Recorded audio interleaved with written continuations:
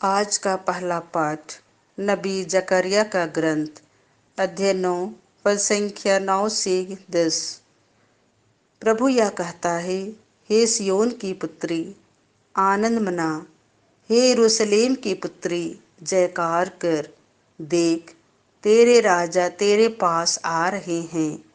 वह न्यायी और विजयी हैं, वह विनम्र हैं। वह गधे पर, बछड़े पर, गधी के बच्चे पर सवार है। वह इब्राहिम से रथ दूर कर देंगे और यरूशलेम से युद्ध के घोड़ों को, योद्धा के धनुष का बहिष्कार कर दिया जाएगा। वह राष्ट्रों के लिए शांति घोषित करेंगे। उनका शासन समुद्र से समुद्र तक और नदी से पृथ्वी के सीमांतों तक फैल जाएगा। आज का दूसरा पाठ रोमियों के नाम संत पौलुस का पत्र अध्याय 8 पद संख्या 9, 11 से 13। यदि ईश्वर का आत्मा सचमुच आप लोगों में निवास करता है तो आप शरीर की वासनाओं से नहीं बल्कि आत्मा से संचालित हैं।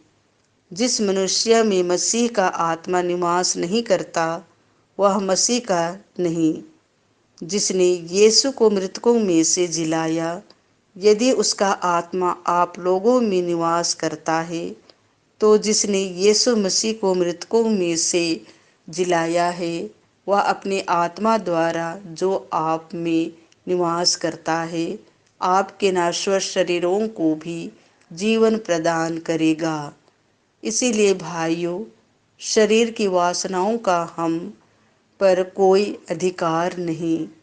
हम उनके अधीन रहकर जीवन ना बिताएं। यदि आप शरीर की वासनाओं के अधीन रहकर जीवन बिताएंगे तो अवश्य मर जाएंगे। लेकिन यदि आप आत्मा की प्रेरणा से शरीर की वासनाओं का दमन करेंगे तो आपको जीवन प्राप्त होगा। संत मत्ती के अनुसार पवित्र सुसमाचार अध्याय 11 पद संख्या 25 से 30। यीशु ने कहा, हे पिता, हे स्वर्ग और पृथ्वी के प्रभु, मैं तेरी स्तुति करता हूँ क्योंकि तूने इन सब बातों को ज्ञानियों और समझदारों से छिपाकर मेरे बच्चों के लिए प्रकट किया है। हाँ पिता, यही तुझे अच्छा लगा। मेरे पिता ने मुझे सब कुछ सौंपा है।